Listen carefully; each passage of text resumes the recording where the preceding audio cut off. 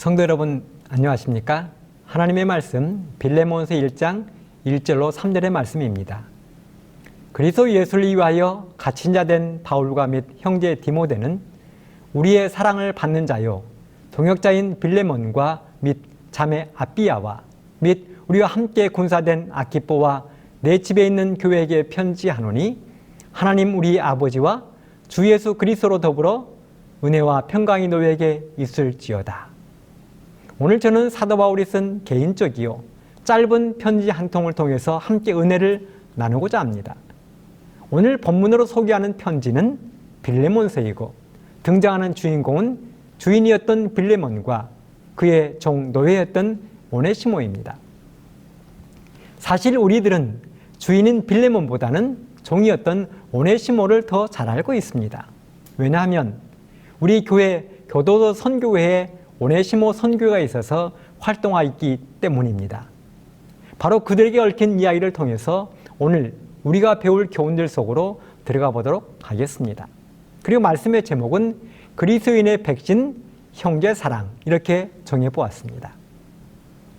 먼저 이 편지의 수신자인 빌레몬을 잠깐 알아보도록 하겠습니다. 빌레몬은 사랑을 간직한 자 하는 뜻을 가지고 있습니다. 지금의 터키 지방에 있는 골로새 출신이며 그의 부인은 아비아요, 아들은 아키뽀를 두었습니다. 그는 빌레몬에 등장하는 도망친 노예 오네시모의 주인이며 일찍이 사도 바울의 가르침을 받아 예수님을 영접했고 아마도 그의 집에서 가정교회를 만들어 교회의 지도자로 봉사하고 있었을 것입니다. 두 번째는 그의 종이어 노예였던 오네시모입니다. 오네시모는 유익한, 도움이 되는 이런 뜻을 가지고 있습니다. 10절에 보면 골로새 출신 빌레몬의 노예요, 사도 바울이 1차 로마 투옥 중에서 복음으로 낳은 아들이라고 소개하고 있습니다. 이런 두 사람 사이에 사도 바울이 끼어서 어떤 흥미로운 이야기를 만들어가는지 우리 다 함께 빌레몬과 오네시모의 이야기, 주인과 그의 노예가 형제가 되는 이야기, 그 이야기 속으로 한 발짝 더 들어가 보도록 하겠습니다. 때는 로마가 전 세계를 통치하고 있던 시대입니다. 오늘의 빌레몬서를 이해하고 감동을 받기 위해서는 당시 로마 제국에 존재하던 노예 제도를 이해해야 합니다. 그래야 그렇구나, 그래서 사도 바울이 이 편지를 썼구나 하고 이해를 하게 될 것입니다. 당시 로마는 합법적으로 노예 제도를 시행하고 있었습니다. 그래서 노예들은 주인의 합법적인 재산으로 인정이 되던 시대입니다.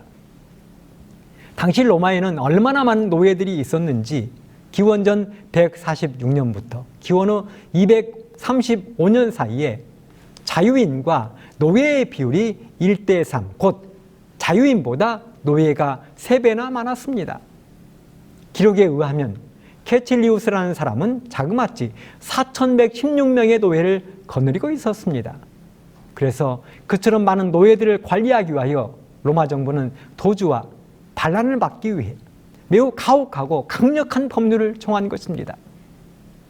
그 중에 하나가 바로 주인에게 노예의 생사를 결정할 수 있는 생사여탈권 권한을 주었습니다. 즉 주인이 언제든지 노예를 살리기도 하고 죽이기도 할 수 있는 권한을 가진 것입니다. 그러니 노예들이 얼마나 주인을 두려워하고 무서워했겠습니까? 주인의 마음에 안 들면 언제든지 팔아버릴 수도 죽일 수도 있는 것입니다. 또한 노예들이 쥐꼬리만큼 월급을 받아서 저축을 할 수는 있었지만 그것도 주인의 것이 되었습니다. 노예가 소유한 모든 것은 주인의 재산이 되는 것입니다. 마음대로 결혼을 할 수도 없었지만 주인은 결혼을 하도록 강권했는데 이유가 있습니다. 주인의 허락을 얻어 결혼을 하면 그의 아내도 그 순간부터 주인의 재산이 되고 자식을 낳으면 그 순간부터 그 자식도 주인의 소유가 되는 것입니다. 그러니 주인들은 적극적으로 결혼을 시켜서 노예들을 불려나가면 곧 그것이 부의 상징이 되던 시대였습니다. 그러니 노예들이 숨이나 쉬며 살 수 있었겠습니까? 이러한 시대를 배경으로 나온 영화가 한 편 있었는데 바로 스파르타쿠스라는 영화입니다. 1960년도에 만들어졌는데요. 잔인하고 부적절한 내용들이 참 많은 영화입니다. 그리고 2015년도에 다시 제작해서 개봉되기도 했습니다. 스파르타쿠스는 실제 했던 인물인데요. 이 사람은 트라키아, 오늘날의 불가리아 지역에서 태어났습니다. 어머니가 로마의 노예로 팔려와서 자신도 노예로 살았습니다. 그렇게 광산에서 노예로 일하다가 검투사로 팔려가 검투사가 되었는데 어느 날 검투사 교관이 식당에서 스파르타쿠스를 조롱하다가 싸움이 시작되고 이것이 계기가 되어서 노예 검투사들 약 70명이 탈출했습니다. 그리고 전국의 노예들이 가담하여 군대를 조직하여 로마와 싸우기 시작합니다. 마침내 전국의 노예들을 해방시키고자 그들은 계획을 세우고 폼페이, 베스비우스 화산 근처로 약 9만 명이 모였다고 합니다. 하지만 그곳에서 로마 군대에게 대패하고 6천여 명이 포로로 잡히게 되고 잡혀온 6천 명의 노예들은 로마로 들어가는 큰 도로인 아피아 가도에서 길 양쪽에 3,000개씩 6,000개의 십자가를 세운 다음에 그 십자가에서 모두 다 못 박아 죽였다고 합니다. 그렇게 잔인하게 죽인 이유가 있습니다. 다시는 노예들이 반란을 일으키지 못하도록 하기 위해서 잔인하게 죽였습니다. 이것이 로마 사람들이 노예들을 다루던 방법이었습니다. 노예들은 짐승처럼 취급받고 늙어 쓸모가 없어지면 양어작의 밥으로 던져졌습니다. 그러니 노예들이 얼마나 처절하게 살았는지를 생각만 해도 끔찍한 것입니다. 바로 그 시대에 빌레몬이라는 사람의 집에 노예가 한 명 있었는데 그가 바로 오네시모입니다. 오네시모는 태어나 보니 자신의 신분이 노예였던 것입니다. 그것은 마치 우리가 태어나 보니 죄의 종이 되어 있는 것과 마찬가지입니다. 아무리 노력을 해도 노예에서 풀려나올 수 없는 그런 신분이 되어 있었습니다. 아침이 되면 언제나 주인보다 빨리 일어나서 집안 정리를 시작해야 했습니다. 마당을 쓸고 짐승들의 밥을 주어야 하고 들에 나가서 논과 밭을 돌봐야 됐습니다. 아침을 먹고 나면 주인의 아들을 학교에 데려다 주고 주인집 아들의 학교가 파면 가서 데려와야 됐습니다. 주인집의 아들이 업어달라 하면 업어주고 군말하지 말아야 됐습니다. 주인집 아들의 손과 발이 되어야 됐습니다. 뜨거운 뙤약볕에 집안일이며 들일을 하고 저녁이 되어 아무리 피곤해도 주인이 잠들기 전에는 먼저 잠을 잘 수가 없었습니다. 그래도 그의 입에서는 단 한마디의 불평이나 불만도 말할 수 없는 것입니다. 이것이 오네시모의 신분, 그는 노예요 힘없는 종이었습니다. 그래서 그의 유일한 희망은 이 고단한 주인집을 탈출하여 자유를 얻는 것입니다. 밤이면 밤마다 탈출하다 붙잡혀 십자가에 못 박히는 악몽도 꾸어보고 식은땀도 흘렸습니다. 그런데 사실 자신이 모시고 있는 주인은 예수라는 사람을 그리스도로 모시고 있었습니다. 성품은 온화하고 다른 이웃 주인들보다 훨씬 따뜻하고 인간적인 사람이었습니다. 하지만 노예의 신분으로 자유를 찾아 떠나고 싶은 마음은 어쩔 수가 없었습니다. 그래서 고민하고 고민한 끝에 목숨을 걸고 주인 빌레몬의 집에서 도망치는 데 성공합니다. 그는 도망치면서 그냥 도망치지 않았습니다. 주인인 빌레몬의 돈과 재물을 훔쳐 달아났습니다. 소아시아, 터키의 골로새 그 지방에서 도망쳐 나온 그는 목적지가 로마였습니다. 사실 로마는 도망친 노예 오네시모에게는 가장 위험한 곳이기도 했지만 한편으로는 자신의 몸을 숨기기에도 가장 좋은 도시였습니다. 당시 세상에서 가장 큰 도시였기에 사람들이 많아서 숨어있기 딱 좋았습니다. 그래서 걸어 마침내 로마에 도착한 것입니다. 그런데요, 그렇게 도망치는 데 성공하고 무사히 로마에 도착은 했지만 하루하루가 불안한 것입니다. 노예의 신분으로 무엇인가를 한다는 것이 결코 쉽지 않았습니다. 그래서 불안한 마음을 달래기 위하여 이곳저곳을 찾다가 그리스도인의 공동체에 들어갔을 것입니다. 그리고 그들을 통해 로마의 감옥에 갇혀있던 사도 바울을 만나게 된 것입니다.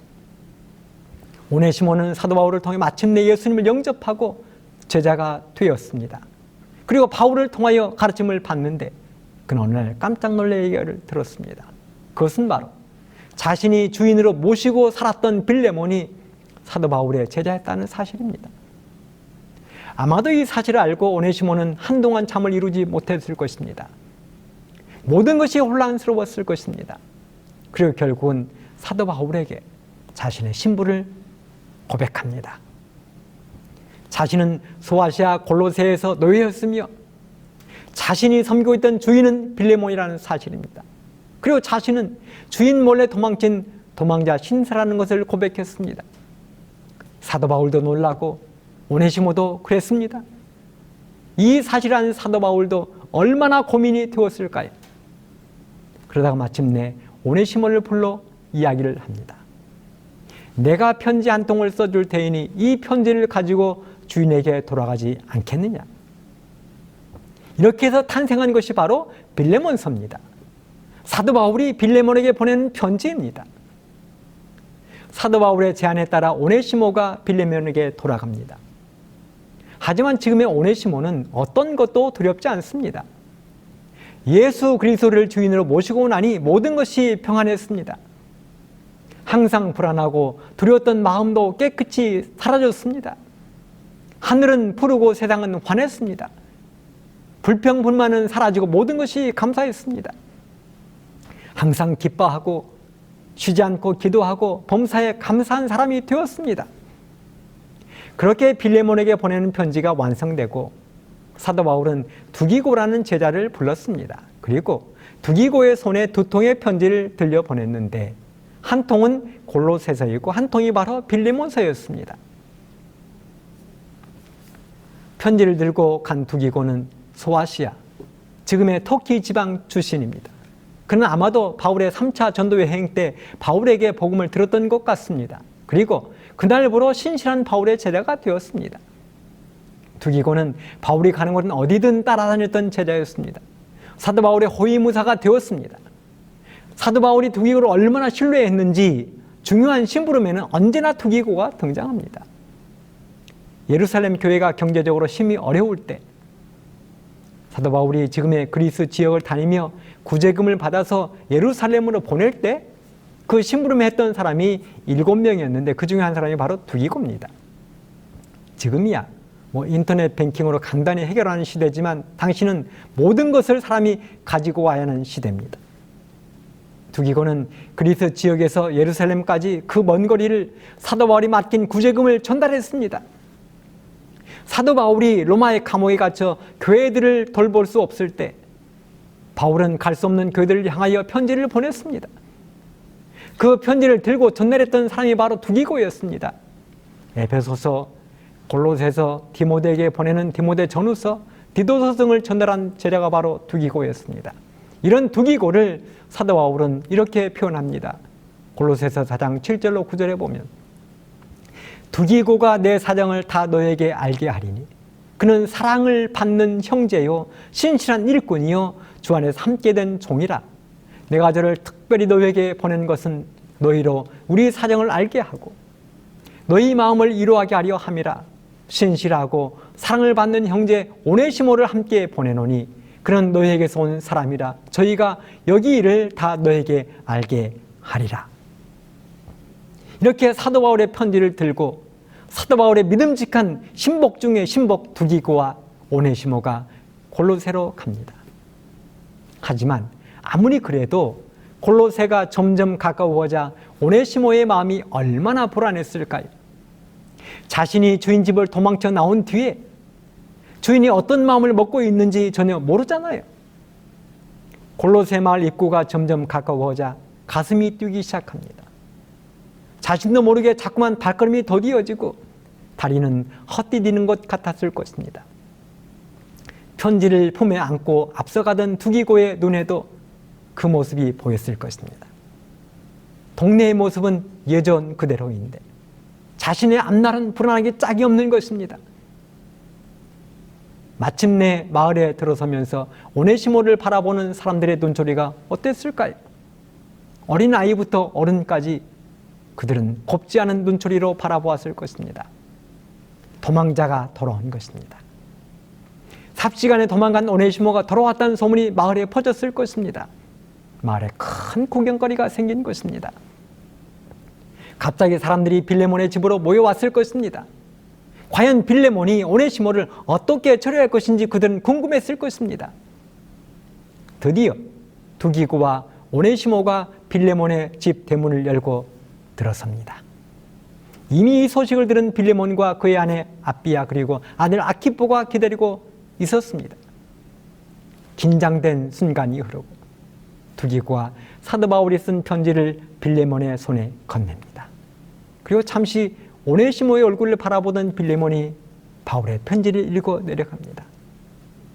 이 순간 오네시모는 얼마나 긴장이 되었을까요? 그렇게 길지 않은 빌레몬서를 읽는 시간이 오네시모에게는 몇 년 같았을 것입니다. 이 예배가 마치고 시간을 내어서 이 빌레몬서의 내용을 한번 읽어보십시오. 사도 바울이 빌레몬에게 얼마나 간절하게 오네시모를 부탁하고 있는지 한번 읽어보십시오. 사도 바울은 때로 칭찬도 했다가 사정도 했다가 협박도 합니다. 칭찬이 있습니다. 1장 5절에 보면 주 예수와 및 모든 성도에 대한 너의 사랑과 믿음이 있음을 들음이니, 7절에도 보면 내가 너의 사랑으로 많은 기쁨과 위로를 얻었다고 기록했어요. 사정도 합니다. 10절에 보면 갇힌 중에서 낳은 아들 오네시모를 위하여 너에게 간구하노라. 18절에 보면 저가 만일 너에게 불의를 하였거나 너에게 진 것이 있거든 이것을 내게로 회개하라. 협박도 합니다. 11절 12절에 보면 저가 전에는 너에게 무익하였으나 이제는 나와 너에게 유익함으로 너에게 저를 돌려보내노니 저는 내 신복이라. 이런 사도 바울의 편지를 빌레몬이 말없이 조용히 읽어 내려간 것입니다. 이 편지는 사도 바울이 자신의 인격을 내건 추천서입니다. 내가 이 오네시모를 책임질 테니 용서해 달라는 것입니다. 여러분, 목사가 겁날 때가 있습니다. 추천서와 결혼을 중매할 때입니다. 그때는 목사의 인격을 걸고 하는 것입니다. 내가 책임질 만한 사람이니 내가 책임지겠다는 것입니다.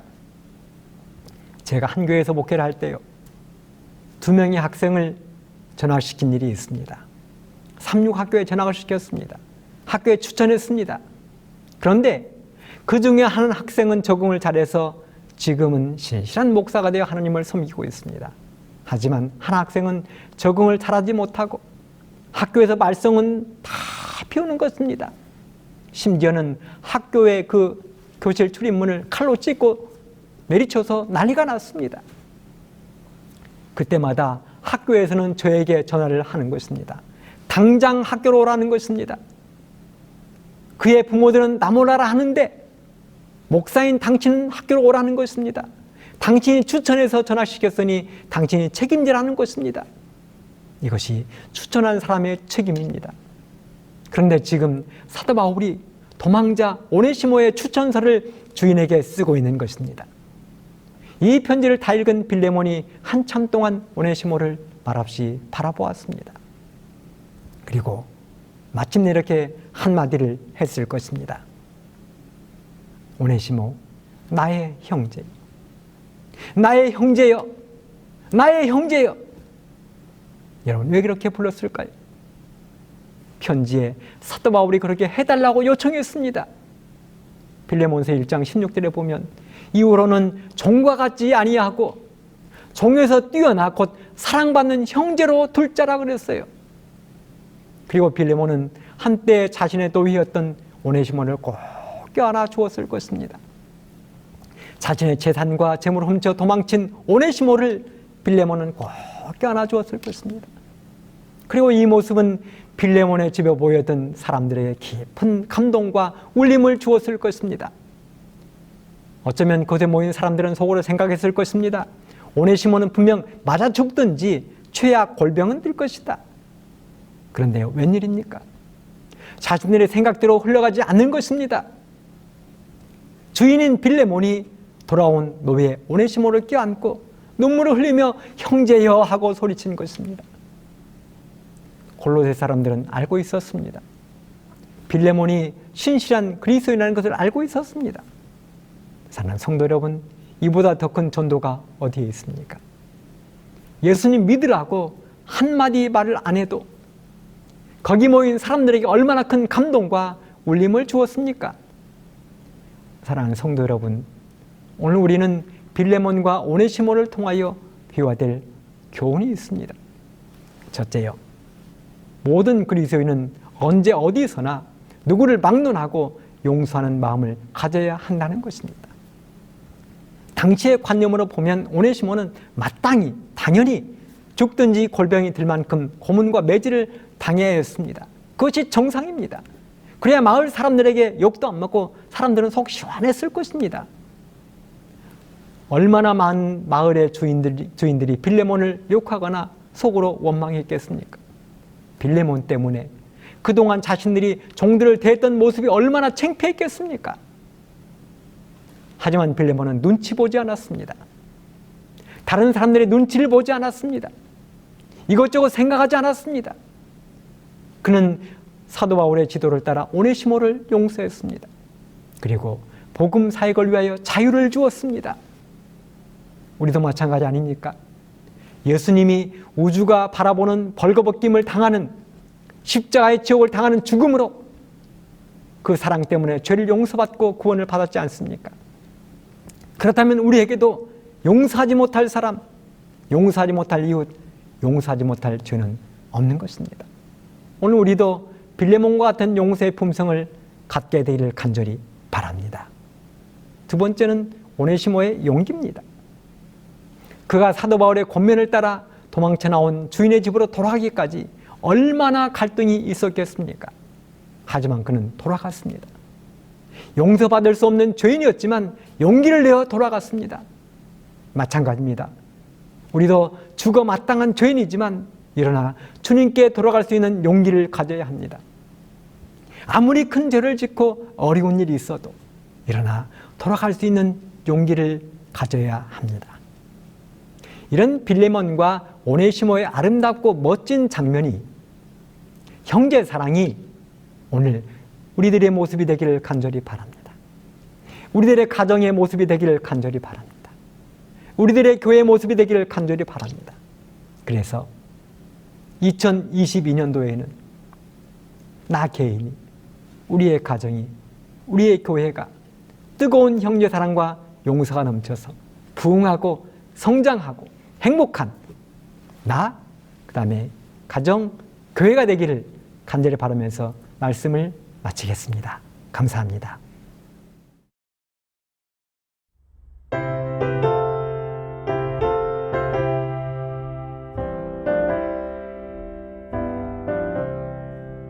예수 앞에 나오면 모든 죄 사하고 주의 품에 안기어 편히 쉬겠네.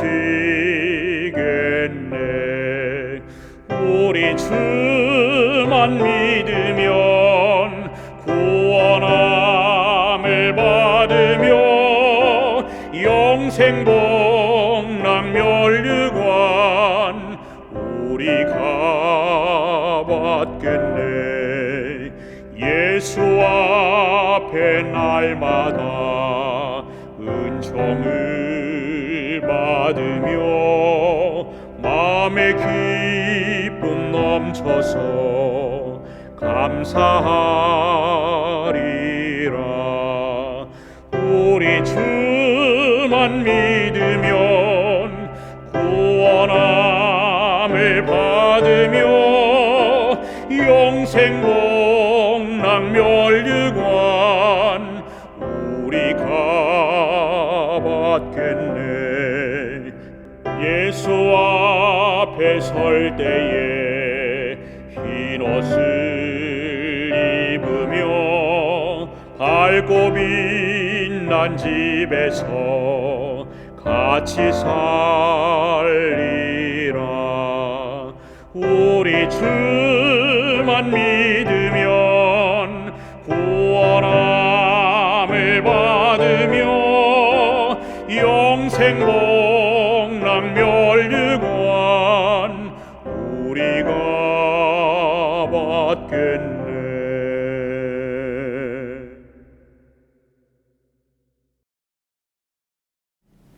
사랑의 하나님 우리 아버지, 오늘 저희들에게 빌레몬과 같은 따뜻한 사랑과 용서의 말씀을 주옵소서. 오네시모와 같은 나의 죄를 고백하고 주님께 돌아갈 수 있는 용기를 주옵소서. 우리가 재림 성도로서, 하나님을 믿는 사람으로서 형제의 용서, 위로, 사랑의 백신을 넉넉히 맞고 주님께 충성하는 종들이 될 수 있도록 함께 하옵소서. 그래서 내가 행복하고 가정이 행복하고 교회가 행복한 한 해 될 수 있도록 도와주시기를 예수님의 이름으로 간절히 기도합니다. 아멘.